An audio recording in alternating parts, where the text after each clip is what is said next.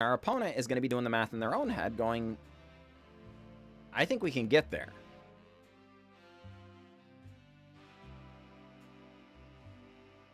Greetings, everyone. I'm glad to be here, and I'm glad that you are here. Today's nonsense is actually in Standard. We don't do a ton of Standard, but darn it, we have a sweet brew, and I'm going to fool around with it, that's for sure. What is it we're doing today? Well, brand new card from Streets of New Capenna is Mr. Orfeo the Boulder. 4 mana, 1 of each gemmed color and a colorless. And whenever you attack, double target creature's power until the end of turn. So, you know me. I am not wanting to leave well enough alone. So we're going to be trying to not just use Mr. Orfeo to double creature's power. We're also going to be using Exponential Growth to double creature's power until the end of turn. Double target creature's power X number of times. And we're going to try and take advantage of Unnatural Growth at the beginning of each combat. Double the power and toughness of each creature you control until the end of turn. And as if that weren't enough, Freelance Muscle, 5 mana 4/4. Whenever Freelance Muscle attacks or blocks, it gets +X until the end of turn, where X is the greatest power and or toughness among other creatures you control. So, oh, I almost forgot. Targnar as well, you can pay 4 mana and double Targnar's power and toughness until the end of turn. So, we have a lot of doubling, folks. We have a lot of doubling to do.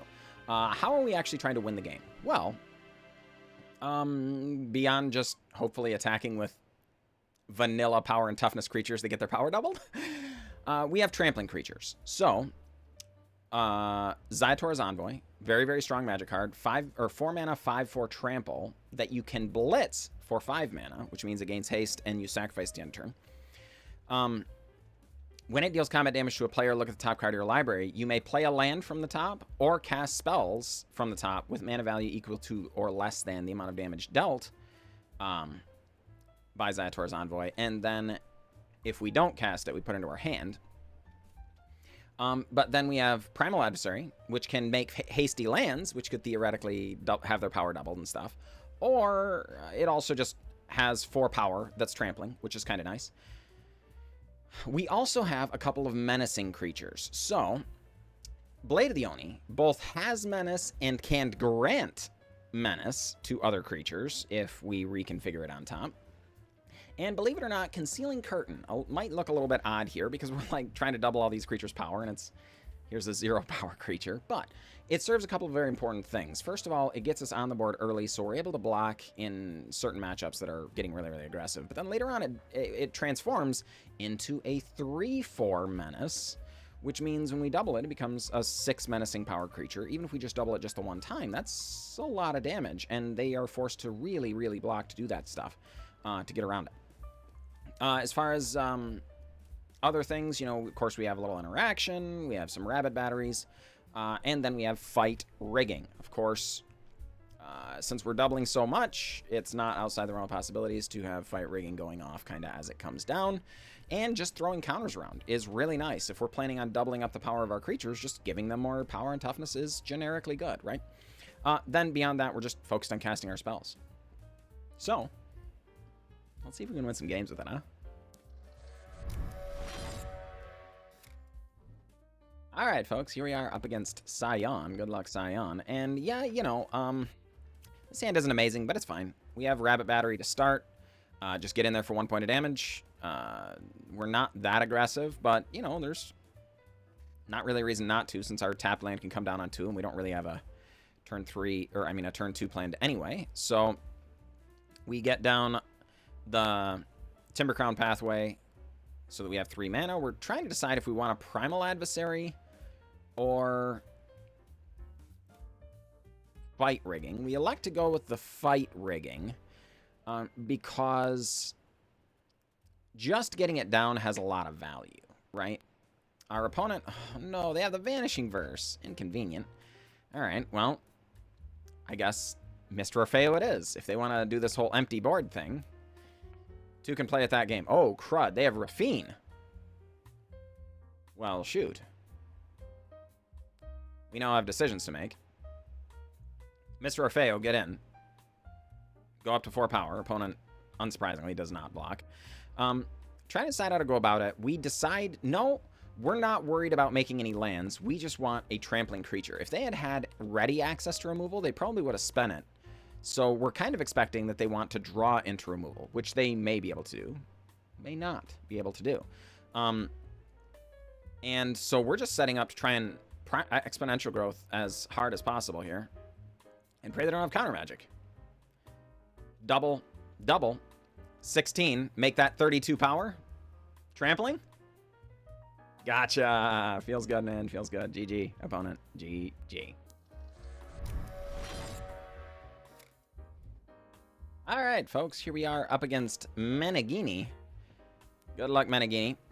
Deathcap Glade comes down tapped. And, oh, crud. Sun Gold Sentinel. Well, not ideal. That's not quite what we're hoping for. So I guess Blade of the Oni, come on down, try and get in at our opponent. Of course, it's always a little awkward because there's so many really powerful 3-drops. Ah, crud. Here comes one of them. Brutal Cathar. Gets the Day-Night chain flowing. So now we're like, okay, we are decidedly behind on board.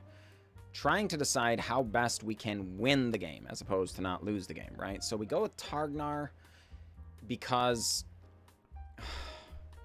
the fact that it can pay mana and double its own power, should we find a way to kind of scoot in, things like that, you know, maybe we can get there. Well, they get rid of the Targnar as well. Ziatora's Envoy.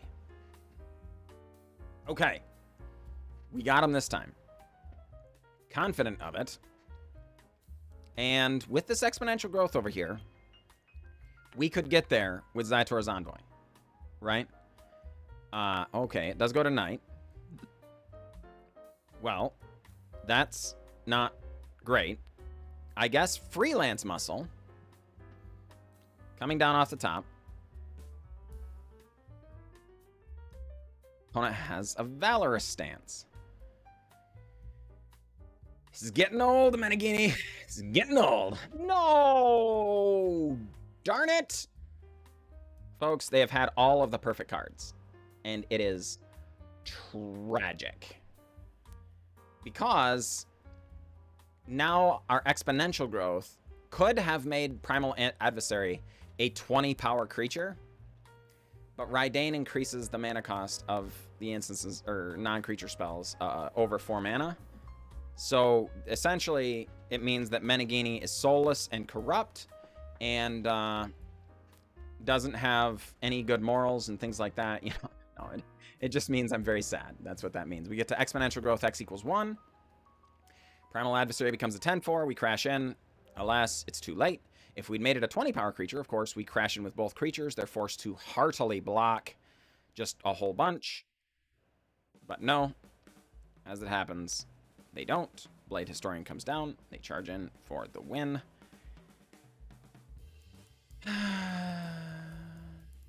Alas, you got us, opponent. You got us.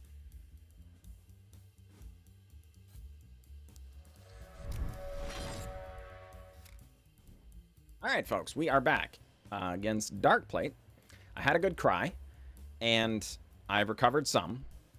I can't say I've recovered fully because, darn it, that mono-white match was tragic and unfortunate, and it hurt me in ways I didn't recognize I was sensitive. But alas, it happens. Concealing Curtain comes down. Suddenly, I'm kind of regretting that. I was like, no, that should have been a green source, I think, because we are trying to do the exponential growth thing. But alas, it is what it is. Concealing Curtain is down now, and it is, and here we are. Well, here we go. Has to be a red source this time because we don't actually have the correct colorations of mana. But oh, well, all right. There's an exponential growth we don't even have to pay the iron price for. Feels good. Man, counter goes on in Concealing Curtains. Darkplate comes down with Blood Tithe Harvester. Okay. Well, trying to decide how to go about it. Really, honestly, we wanted a land there is what we wanted, but this is okay. So Concealing Curtains decides to flip. Becomes a 4/5 menace. Oh, crud. All these things are bad.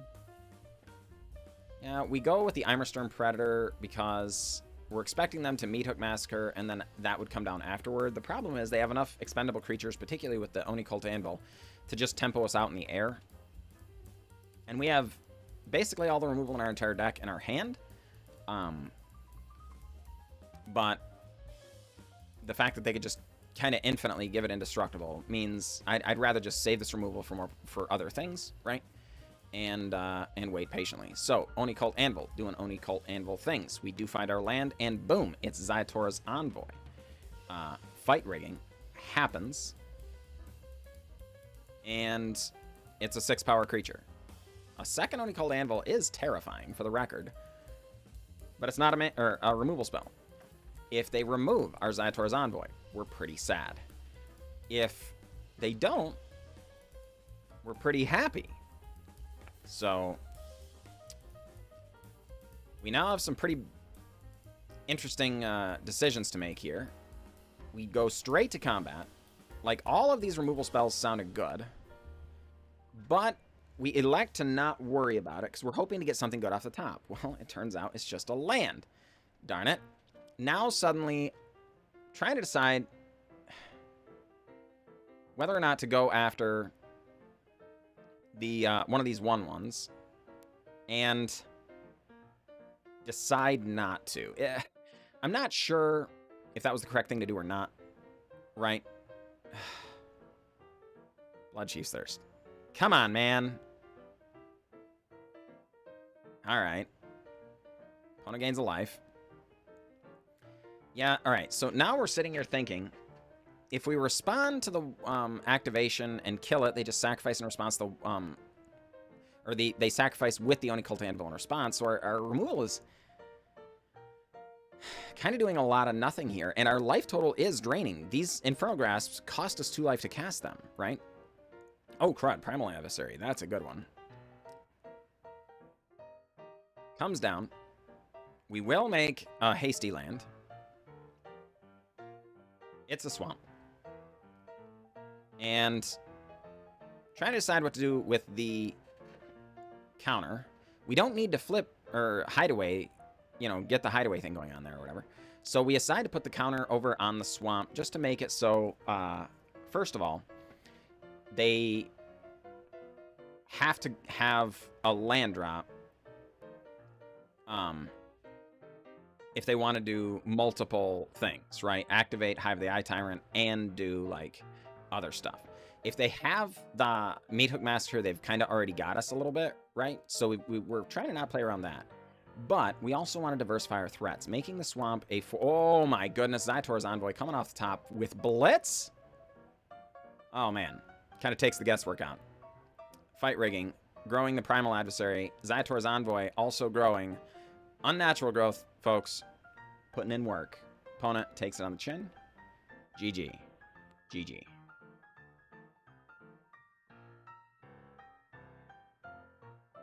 Good lord.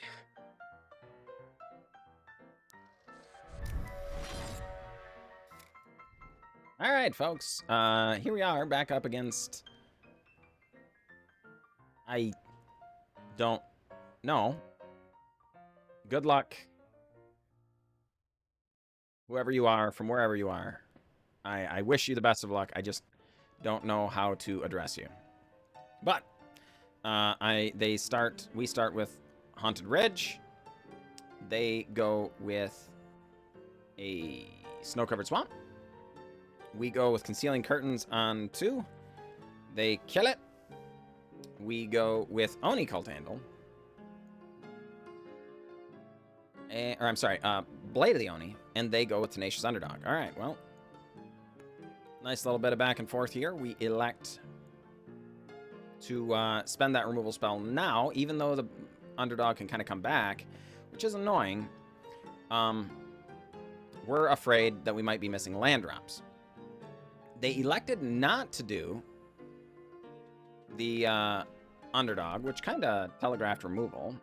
Sure enough, they had March of Wretched Sorrow. Underdog comes in, goes away, draws a card. Thank heavens. And a land off the top means we can Ziatora's Envoy. We are on pace to be able to Unnatural Growth. We just need a single green source. Most things in our deck that tap for mana, tap for green. Trying to decide, it was possible we were just supposed to Unnatural Growth there, or I'm sorry, Exponential Growth there. But right now, honestly, it's not that big of a deal, and we don't want our opponent doing additional nasty things. We get rid of an Exponential Growth, sadly enough, sad to see it go. Hey, we get one off the top. Feels good, man. Then our opponent takes a good chunk of damage and goes with Lolth. Lolth makes dudes, unsurprisingly. I mean, we don't get a land, but that's okay. Let's Exponential Growth one time. Ziatora's Envoy, now a 10-4. Of course, the creature's intending to trade with Ziatora's Envoy, but our opponent still takes just an absolute ton of damage here. Lolth gets some counters. Hey, we get a land. Has to be on the green side for Unnatural Growth. Okay. But having second thoughts about maybe wanting to have put it on the curtain side, or the black side, so we could go with curtain. It turns out, though, no, this is fine, right? We're just going to jam with the Ziatora's Envoy with Blitz, because that's a heck of an ability. Our opponent could have blocked with Hive of the Eye Tyrant and the 1/2. They elected not to, drew cards, and died for it. So, GG, opponent, GG. All right, folks, we are up against Arai. Good luck, Arai. They're on the play with Cave of the Frost Dragon. Not a great feeling. Well, shoot. Luminarch Aspirant comes down, gets a counter. Not real happy about that. Trying to decide how to go about it. We have the Unnatural Growth in hand, so we don't really want to put down green sources on non-green sides, but we elect to just get rid of the Luminarch Aspirant and get down a Rabbit Battery. Our opponent does use a Skyclave Apparition to get rid of it. All these things are kind of cool. We decide to go with an Infernal Grasp because we know our opponent's going to have lots of creatures, right? So, is what it is. Hey, okay. Another green source off the top gets us closer to Unnatural Growth. Of course, again, the lands have really lined up awkwardly. I love the pathways, but the pathways also tend to get me from time to time. Somehow, we only have one black mana. But we also don't have enough green sources for stinking Unnatural Growth. But it's all alright. Fight Rigging goes up for a second time. Hits the Ziatora's Envoy. Makes it a 7-power creature. Ziatora's Envoy wants to get in and then goes, hold on. The mono white deck has 4 mana available and didn't do anything on turn 4. I wonder what they've got. So, as much as I desperately wanted to attack, I knew that is absolutely folly. They run out Portable Hole. They run out Portable Hole. They run out Luminarch Aspirant. Gets a counter. That's the turn. Well, okay, fine. Infernal Grasp, going to get rid of that. We are going to get in this time. Yes, I know. They still have the Wandering Emperor. But now they've got to waste their whole turn doing it, and we're sure to get the thing. We need something off the top anyhow. And we just kind of need to kick the can down the road. With the second Fight Rigging, the Blade of the Oni is going to be big enough to really threaten our opponent anyhow. Okay, so they don't cast it during their main phase. Interesting. All right. Since they let all that stuff go, we just go, okay, fine. Unnatural Growth. And get down the Primal Adversary. Yes, this is a 19-power creature. Yes, we're going to attack. Yes, we know. They have Wandering Emperor. No, we don't care. Because next turn, Primal Adversary is going to maybe not quite be the same size, but close enough, right? Rounding error size. And Wandering Emperor goes up. Adeline comes down. Thalia comes down. But darn it, we don't care about any of that, right? Oh boy, we have a Primal Adversary to boot. Comes down, makes a land into a 3/3. Counters go on the Primal Adversary before the Unnatural Growth goes off. We send the team at their face, and Arai scoops them up. GG, Arai. GG. Alright, folks, here we are up against Socrates. Good luck, Socrates. And yeah, we have a reasonable hand. Turn 1, Rabbit Battery. Turn 2, Targnar. Not too terrible. Rabbit Battery gets in on turn 1, gets in on turn 2, planning on Deathcap Glading and Fight Rigging. All coming up the way we want, but oh crud, it's Kami of Transcendence. That has to mean runes. Well, shoot, we're glad to get those cards out of the way. It was 4 lands. Put a counter on the Targnar and attack in. Little awkward here, because Socrates is on a very, very powerful deck. But, you know, like, ours can do powerful things as well. We just need to get the proper setup, and we're definitely looking, or we've definitely gotten there, right? Oh, crud. Rune of Sustenance, going to make this awkward. Trampling and lifelinking now, also growing. But oh, crud, thank heavens. Off the top comes Infernal Grasp. We go with Concealing Curtains and Fight Rigging. Ooh, Ziatora's Envoy and Mr. Orfeo under there. Both of them tempting, but we go with the Mr. Orfeo because we're trying to go for kind of the combo kill here, right? We expect to hopefully hit them for, like, whatever, 20 in a turn coming up. We decide to stay aggressive because we know their Kami can grow faster than our Targnar if it's at sorcery speed, right? So, we, oh, crud. They also have a way to grow the Jukai Naturalist. Kami of Transcendent gets in for 6 lifelink damage. It's very tempting to hit the, or jump in front with the Concealing Curtain. We elect not to, though. Go with a Black Source because we were thinking we might Concealing Curtain and Kami of Transcendent, potentially. Do end up going for that. Look at their hand, and holy crud, it's great. This is a very, very good hand. But we take their rune, and we're feeling not too terrible ourselves. Fight Rigging. Puts the counter on the Revealing Eye. Put the counter on a Revealing Eye. Why? Well, because we don't want to show them Mr. Orfeo yet and potentially get it removed. This is a lot of damage that is not yet lethal, and our opponent is going to be doing the math in their own head going, I think we can get there with lethal, right? They go with Generous Visitor, they go with Jukai Naturalist. That puts enough power that's trampling onto the board that they can just kind of get in and kill us. Our opponent does not disappoint. They go with Runeforge Champion to go and find a rune, which is decidedly inconvenient, and suddenly I'm doing math, frantically saying, oh crud, that rune is free. It can give haste to the Kami of Transcendence. Ay. Alright, drawing cards. No more runes, please. But no more runes. They charge in with the team. We kill Kami of Transcendence. Big one, that is lifelinking. Jump in front of the 3/3 that is not trample. Take damage down to 1. They're at 11. 2 blockers. Kami Transcendence returns a hand. And boom, we activate Targnar to grow it to 10 power. Fight Rigging goes on Targnar. Fight Rigging goes on the Revealing Eye. Sure, another Concealing Curtains comes in, but we attack in.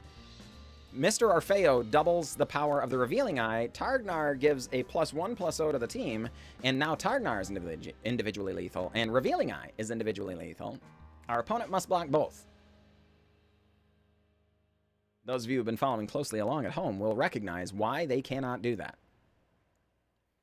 Revealing Eye has Menace, folks. So they throw both of them in front of the Revealing Eye. Targnar gets in for cleanly and knocks them down to -1. 1 is not 0. And GG, opponent. GG.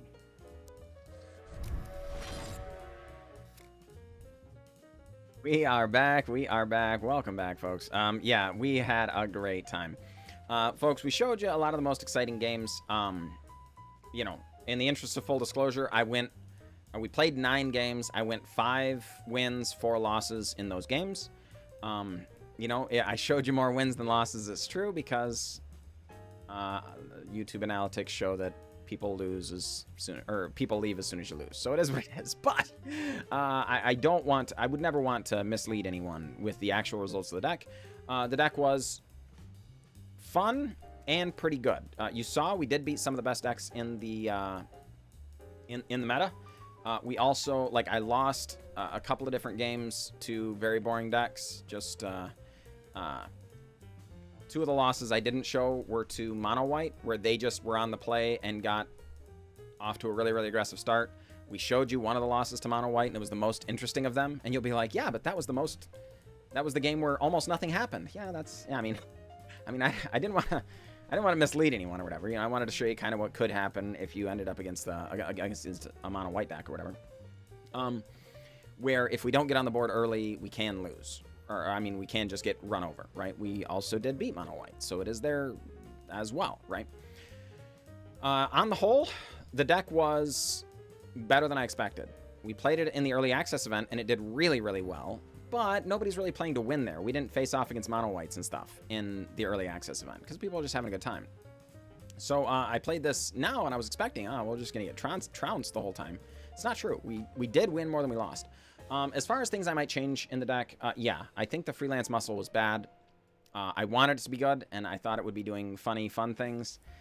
It turns out, when it comes down, if it's the only creature, it's just a 5-mana 4/4, and that's bad, right? Unless it comes with flying and haste and makes treasures. Then a 5-mana 4/4 is good, I guess, right? So I would not build it with this under any circumstances. I think we can definitely do better. What things would I do? Well, I would 100% do another Ziatora's Envoy. I underestimated this card initially, and boy, I wish I hadn't. Every time we had it, it was great. Concealing Curtains was another one that I think I would just like to have another one of. Rabbit Batteries were questionable. If you wanted to build this deck with 2 more removal spells instead of Rabbit Batteries, I don't think I would argue, because the red mana does make the red mana just a little bit more awkward. So I think if it was me, I think I would do like this, cutting these cards, and it would be like this. Our red splash is even lighter, and it makes it easier, right? There's another case you made for the fact that maybe you want more green spells instead of these, just to make Exponential Growth and Unnatural Growths easier, and I could accept that as well. Whatever you decide, I think the deck is fine and fun, and I would encourage you to play it. I wouldn't scare you off too much. If you don't have all the lands, okay, you're in for a bad time. You need lots and lots of green sources. The only lands in this deck that do not have a green side are Haunted Ridge, a swamp, and a mountain. There's literally 3 lands. And there were several times where Unnatural Growth was awkward, just because pathways can be awkward. You might have to build this with snarls and stuff. That feels bad. But it is what it is. You know, it wasn't bad. We did have a good time, so I can't argue too much. That said, I appreciate everybody who watched. If you wouldn't mind dropping a follow or a subscription, things like that, it really, really helps. We're really trying to get through this whole YouTube algorithm thing and fighting the good fight. So I appreciate any and all help and support you folks provide. Thank you very much, and I will catch you all next time. Good night.